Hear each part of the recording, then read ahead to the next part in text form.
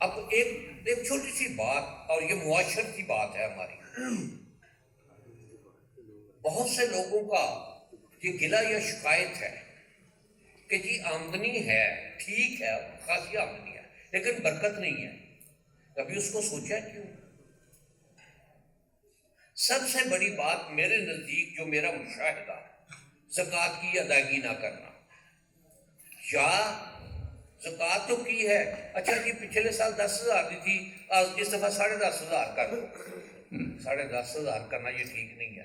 حساب کرنا لازم ہے کہ پچھلے سال سونا اگر مثلاً 1,00,000 کا پڑا ہوا ہے، اب وہی وزن سونے کا 2.5 کا ہو گیا ہے، تو اب 2.5 پر زکوٰۃ دینی ہے، پچھلے سال کی طرح 1,00,000 پر نہیں دینی.